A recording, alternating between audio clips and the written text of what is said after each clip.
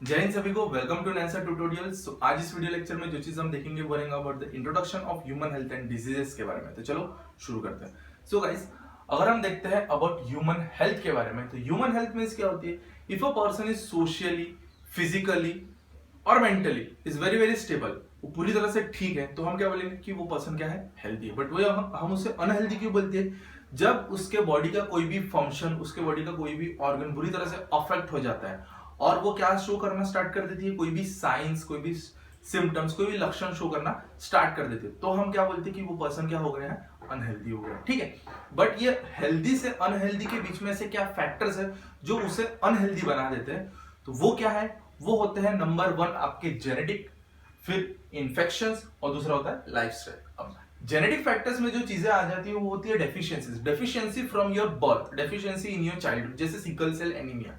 ये गाइस एक genetic disorder है जिसके बारे में आप बहुत अच्छे से पहले भी पढ़ चुके हो। ठीक है, उसके बाद में इन्फेक्शंस की बात करते हैं तो इसमें एड्स आ जाता है, अभी जो नया नया चल रहा है कोरोना वायरस आ जाता है। ये सारे इन्फेक्शियस डिजीज है जो इन्फेक्शन की वजह से फैलते हैं। दूसरा आ जाता है लाइफस्टाइल। अब लाइफस्टाइल में क्या आ जाता है? आपका खाना पीना, आप कहाँ का पानी पीते हो। अगर आप कंटेमिनेटेड वाटर पीते हो तो आपको डिजीज हो जाएंगे। अगर आप स्ट्रीट फूड ज्यादा खाते हो तो आपको डिजीज हो जाएंगे। स्ट्रीट फूड ज्यादा खाने से ओबेसिटी मतलब मोटापा हो जाता है, जिस वजह से क्या हो जाती है? बहुत सी प्रॉब्लम जैसे हाइपरटेंशन, बीपी, हार्ट डिजीजेस होना स्टार्ट हो जाते हैं। ठीक है, अभी आपके स्क्रीन के ऊपर गाइस आपको एक चार्ट दिखाई दे रहा होगा, वहां पर आपको दिखाई दे रहा होगा that there are different types of diseases. ठीक है, अब ये जो डिफरेंट टाइप्स ऑफ डिजीजेस है, इसमें क्या आ जाते हैं? 2 टाइप आ जाते हैं। एक होता है इन्फेक्शियस डिजीज, दूसरा हो जाता है नॉन इन्फेक्शियस डिजीज। अब इन्फेक्शियस डिजीज मतलब क्या लिखा है वहां? कम्युनिकेबल। Communicable means what?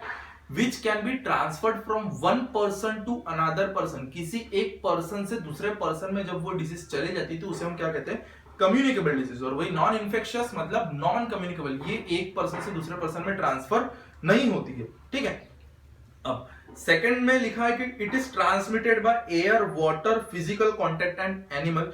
और वे नॉन इन्फेक्शियस में it is causes by stress, no और less physical activity, genetics, unstable diet, wrong lifestyle, exposure to carcinogens. मतलब इसमें कैंसर जैसी जो डिजीज है जो किसी के छूने से नहीं फैलती बल्कि कैंसर आपकी लाइफस्टाइल से फैलती है। अगर आप ज्यादा रेडिएशन, बहुत ज्यादा मोबाइल का इस्तेमाल करना अगर स्टार्ट कर देते हो तो कैंसर जैसी डिजीज आपको हो सकते हैं। ठीक है, सिर्फ मोबाइल से ही नहीं, टोबैको और बहुत सी चीजें हो जाती है। ठीक है, उसके बाद अगर हम देखते हैं इन्फेक्शंस में, तो टाइप ऑफ इन्फेक्शियस डिजीज जैसे वायरल डिजीज, कोरोना वायरस हो गया, बैक्टीरियल डिजीज हो गई जैसे निमोनिया, फंगल डिजीज होगी जैसे रिंगवर्म्स, और प्रोटोजोअन डिजीज जैसे अमीबियोसिस। ठीक है, इन सारी डिजीज को हम डिटेल में देखेंगे आगे के लेक्चर्स में। ठीक है, उसके बाद अगर नॉन इन्फेक्शन में देखते तो उसका कंट्रोल मेजर क्या है? वहां आ जाता है स्ट्रेस मैनेजमेंट। ज्यादा अगर आप स्ट्रेस लेते हो, ज्यादा टेंशन लोगे तो डिजीज हो जाएंगी। फिजिकल एक्सरसाइज करना बहुत ज्यादा जरूरी है, अगर आप फिजिकल एक्सरसाइज नहीं करते हो तो भी डिजीज हो सकती है। बैलेंस डाइट, एक अच्छा खाना पीना बहुत ज्यादा जरूरी है, खाना पीना नहीं खाना। उसके बाद अवॉइडिंग ड्रग्स। ठीक है, ये अडोलेसेंस आप 10th स्टैंडर्ड में पहले ही पढ़ चुके हो। उसके बाद अल्कोहल एंड टोबैको कंजम्पशन, ये सारी चीजें आपको करनी नहीं चाहिए। ठीक है, उसके बाद इन्फेक्शियस डिजीज में अगर हम कंट्रोल मेजर्स देखते हैं तो वहां पे आपको दिखाई देता है balance diet, good personal hygiene, साफ सुथरा रखो खुद को। उसके बाद awareness about the disease, her disease के बारे में अवेयरनेस रहनी चाहिए। जैसे कोरोना वायरस के बारे में आपको अवेयरनेस है, इसीलिए आप हमेशा भी आपके हाथों को हमेशा वॉश करते रहते हो। अगर आप बाहर भी जाते हो तो आपने अभी कंट्रोल मेजर्स लेना स्टार्ट कर दिए, बिकॉज गाइस होता क्या है कि अगर आपको भी डिजीज हो गई है तो वही डिजीज आपके परिवार को भी फैल सकती है। तो प्लीज अपने लिए नहीं तो प्लीज अपने परिवार के लिए भी कंट्रोल्स मेजर लेना स्टार्ट कर दीजिए। ठीक है, उसके बाद vaccination, hygienic food and water. So ये सारी है control measures about the infections and non infectious diseases के बारे में। अभी हम देखते हैं about the introduction of the immunity के बारे में। तो चलो अभी देखते हैं गाइस अबाउट द इम्यूनिटी के बारे में। So now what is immunity? Immunity is the ability of our body to fight against any microorganisms, bacteria, fungi, viruses by itself. तो it is known as immunity. ठीक है, अब immunity कितने type के होते हैं गाइस? 2 टाइप के होते हैं। एक को हम कहते हैं innate immunity, दूसरे को हम कहते हैं क्या? adaptive immunity. innate immunity में आपको क्या चीजें दिख जाती है? Epithelial surface, anti microbial substances in the blood and tissues जिसमें प्रोटीन आ जाते हैं, cellular factors in innate immunity जिसमें फैगोसाइटिक सेल्स आ जाते हैं, fever and acute phase protein जिसमें आपका सी रिएक्टिव प्रोटीन है, मैनस बाइंडिंग प्रोटीन आ जाता है। ठीक है, हम इसके बारे में अभी डिटेल में देखेंगे। उसके बाद आ जाता है अडेप्टिव एंड एक्वायर्ड इम्यूनिटी, जिसमें naturally acquired active immunity and passive immunity, फिर artificial acquired active immunity and passive immunity. ठीक है, अभी देखते हैं in details about the innate, अभी देखते हैं इननेट इम्यूनिटी के बारे में डिटेल में। So now what do you mean by the innate immunity? Innate immunity means क्या होता है गाइस? इसे हम इनबॉर्न इम्यूनिटी भी कहते हैं। ये आपके अंदर में तब से रहती है जब से आप अपने मदर के वूम में रहते हो, उसे ही हम क्या कहते हैं? Inborn immunity. अब इनबॉर्न इम्यूनिटी में सबसे पहले चीज जो हमें देखनी है वो है अबाउट द एपिथेलियल सर्फेसेस के बारे में। अब एपिथेलियल सर्फेसेस जैसे आपकी स्किन हो गई, आपकी म्यूकस लाइनिंग हो गई, फिर स्टमक के अंदर में जो एसिड सीक्रेट होता है जिसे हम HCl कहते हैं वो हो गया, गैस्ट्रिक सीक्रेशन हो गया, फिर हमारे TSH सीक्रेट होते हैं जो लाइसोजाइम एंजाइम्स। ठीक है, अब सबसे पहली चीज है स्किन। स्किन किस तरह से हेल्प करती है in case of the immunity, चलो देखते हैं। Skin possesses a bactericidal activity due to the presence of high concentration of salts in the drying sweat। अब हमारे स्किन के अंदर में गाइस स्वेट ग्लैंड्स रहते हैं। ये स्वेट ग्लैंड्स क्या करते हैं? स्वेट को सीक्रेट करते हैं, पसीना सीक्रेट करते हैं। पसीना जब सूख जाता है तो होता क्या है? It get converted into the salt, और वो सॉल्ट आपके स्किन के ऊपर में वैसे का वैसे रहता है। होता क्या है कि यही सॉल्ट क्या करता है? It act as a bacterial cidal. Bacterial cidal means against the bacteria act करता है। सो सराउंडिंग की कोई भी बैक्टीरिया अगर आपके स्किन के ऊपर में आके बैठ भी जाती है तो ये स्वेट क्या करता है? उस बैक्टीरिया को पूरी तरह से खत्म कर देता है। ठीक है, नेक्स्ट है क्या? म्यूकोसा। म्यूकोसा या फिर म्यूकस की लेयर। ठीक है, एक चिपचिपी सी लेयर होती है हमारे रेस्पिरेटरी ट्रैक्ट में, हमारे पूरे स्टमक में, पूरे जितना भी इसोफेगस वाला एरिया है, एलिमेंट्री कैनल वाला एरिया, वहां पे म्यूकस की लेयर होती है। तो ये म्यूकस की लेयर क्या करती है? The respiratory tract and the nose prevents the entry of micro organisms. ठीक है, सो ये म्यूकस की लेयर क्या करती है? जो एपिथेलियल लेयर को सराउंड करके रखती है, ये म्यूकस क्या करता है कि अगर आपके अंदर में कोई भी माइक्रो ऑर्गेनिज्म एंटर कर लिया है तो वो क्या करेगा? ये म्यूकस उस माइक्रो ऑर्गेनिजम्स को ट्रैप कर लेगा और उसे ज्यादा अंदर जाने नहीं देगा। ठीक है, तो कुछ इस तरीके से ये म्यूकोसा काम करता है। उसके बाद देखते हैं एसिडिटी ऑफ द स्टमक। अब हमारे जो स्टमक है गाइस, उसके पास में कुछ सेल्स होते हैं जिसे हम ऑक्सेंटिक सेल्स कहते हैं। वो सेल्स क्या सीक्रेट करते हैं? HCl। ठीक है, और बाकी जो हमारे गैस्ट्रिक ग्लैंड्स है वो भी गैस्ट्रिक जूसेस सीक्रेट करते हैं। तो ये जो HCl होता है इट इज हाईली एसिडिक।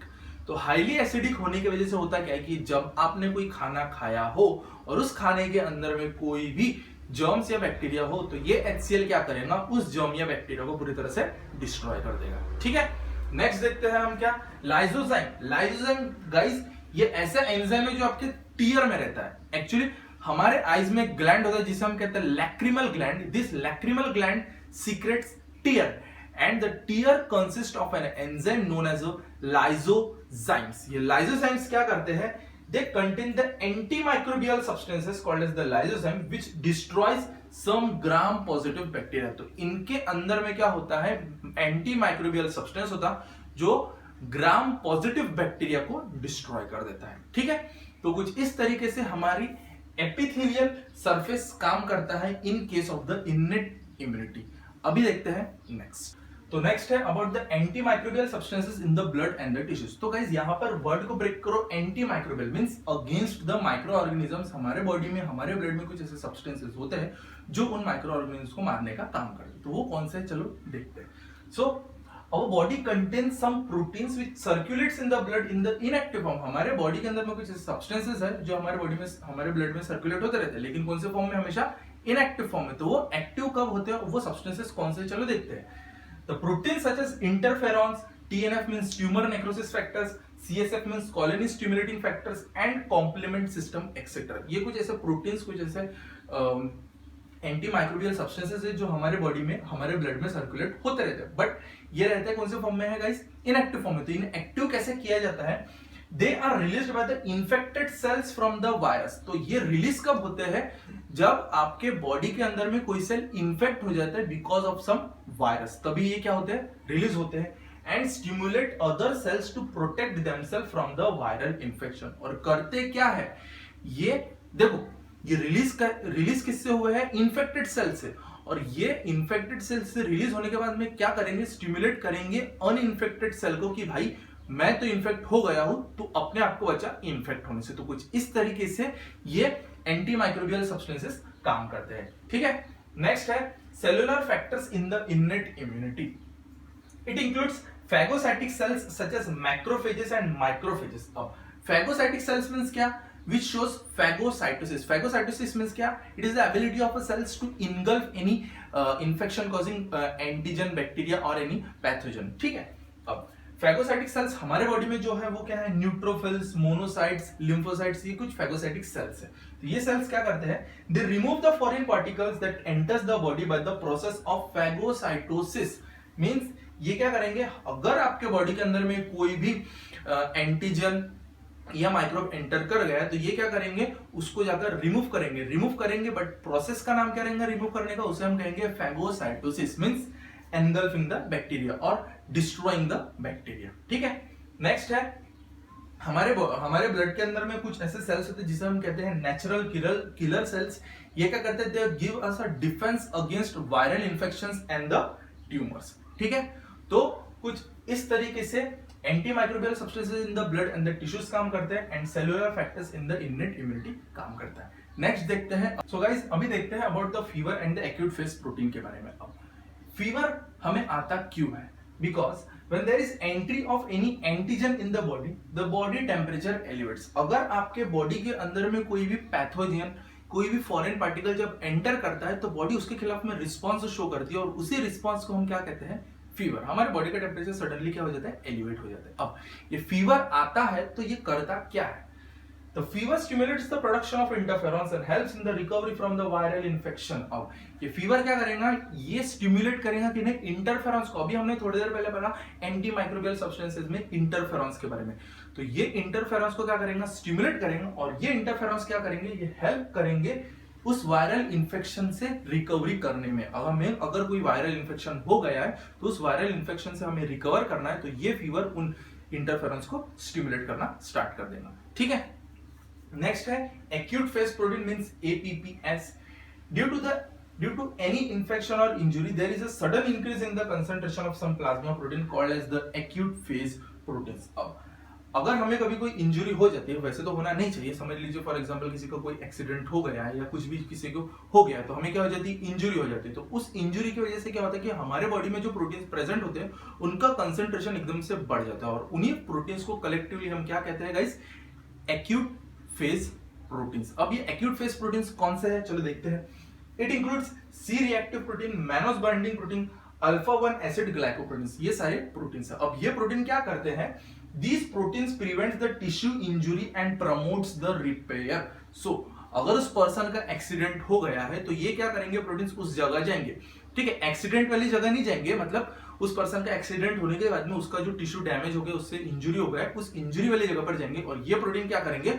उस इंजुरी की रिकवरी करना स्टार्ट कर देंगे। ठीक है, तो कुछ इस तरीके से एक्यूट फेज प्रोटीन एक्ट करते हैं। तो हमने अब देख लिया है अबाउट द इननेट इम्यूनिटी के बारे में। अभी next video lecture that is lecture 2 में हम देखेंगे अबाउट द एक्वायर्ड इम्यूनिटी के बारे में। तब तक thank you so much. Please like, subscribe and share my channel.